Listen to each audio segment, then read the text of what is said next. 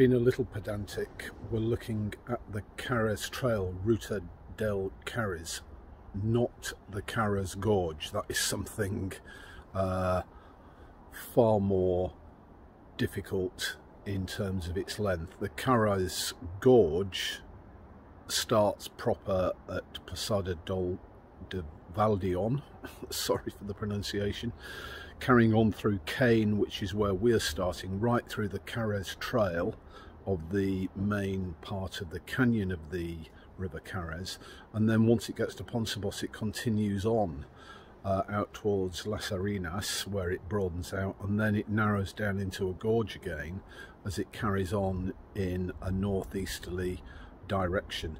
The Carres Trail follows the workings in the early part of the 20th century for the hydroelectric scheme.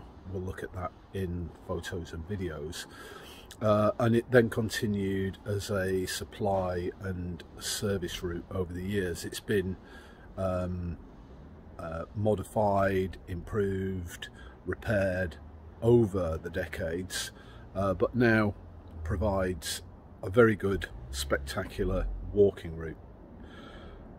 I don't think it's dangerous, although people have died. There are big drops. Stay away from the edge, particularly if you don't like heights. The walking isn't difficult, but as we'll see, there are some features and characteristics of the walk that make it a little bit different, particularly from walks that you might do in the UK.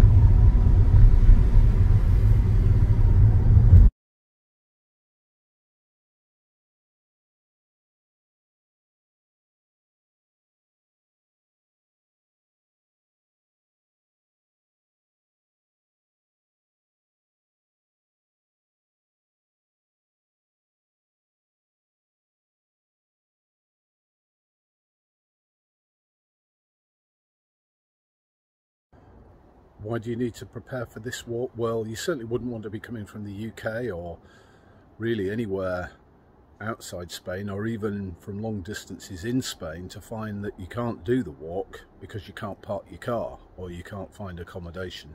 So hopefully in this video we're going to have a look at some of those practicalities, and then in the next video we'll look at the walk itself. The route is taken either in the south from Caen or in the north and east from Pontebos.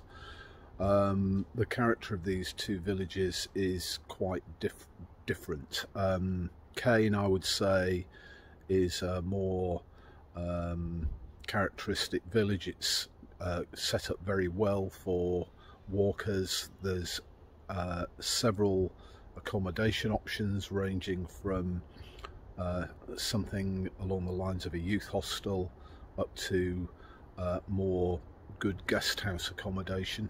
There are various places to eat, bars to drink, a couple of little supermarkets, limited parking, as we'll see.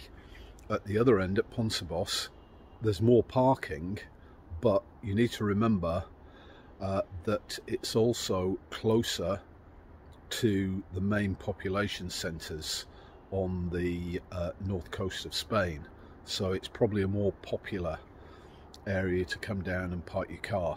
It's also where the start of the vernacular railway is up to Bulnes, which is very popular.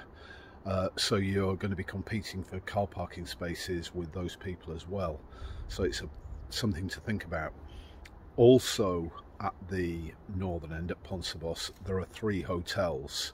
All have bars, but as we discovered in October, 2 of those hotels were closed for the season. Another thing to bear in mind, Not just in terms of accommodation, but you might think, well, at the halfway point I'm going to get a meal, which is a good idea, but if the places are closed you won't be eating. This is the route you come into the village. Just there, it's a couple of euros to park. As you can see, we've got free parking here, and then beyond that is where we've managed to park up, which is via the road over the bridge there.